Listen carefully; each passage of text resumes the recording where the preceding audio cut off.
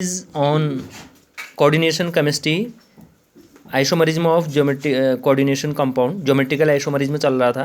Geometrical isomerism में Ma3B3 type का complex बच गया था। देखिए ये हम दिखा रहे हैं, तो Ma3B3 तो A3 लिगेंड है, एक फेस में है। ये एक फेस को हम ऐसे दिखा सकते हैं, ये एक फेस में हो गए और ये एक फेस में हो गए।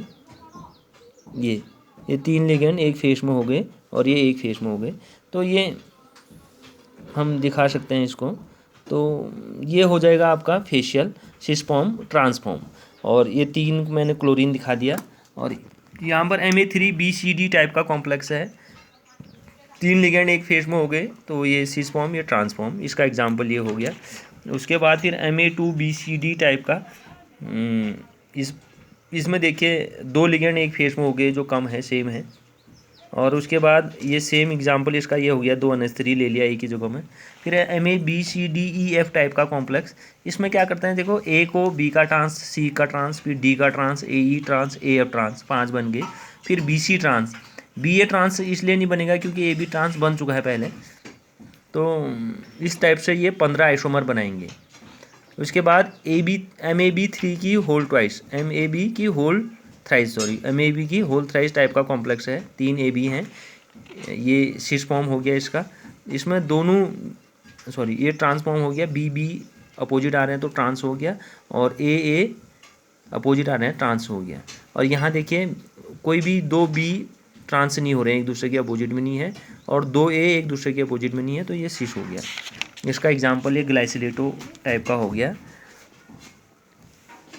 फिर उसके बाद है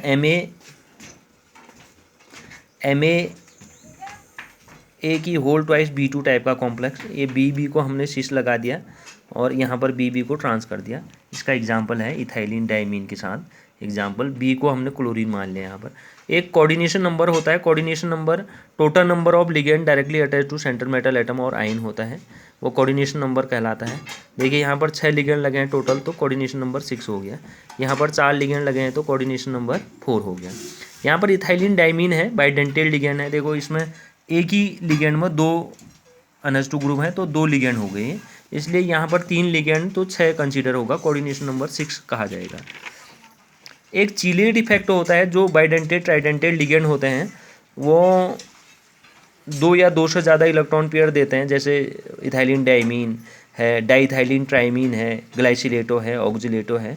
तो ये बाइडेंटेड और ट्राइडेंटेड लिगेंड होते हैं। जब भी मेटल के चारों तरफ आते हैं तो मेटल को रिंग बना के घेर देते हैं, तो मेटल को एक्स्ट्रा स्टेबिलिटी प्रोवाइड करते हैं। तो इसलिए ये रिंग लाइक स्ट्रक्चर जो है लिगेंड्स का, means they protect the metal and give the extra stability to the metal. In this way these are called chelating ligand and this property is known as chelation. This is important thing how to study. Chelation is the most important, chelating ligand भी कहते हैं इनको, और this type of effect is chelating effect.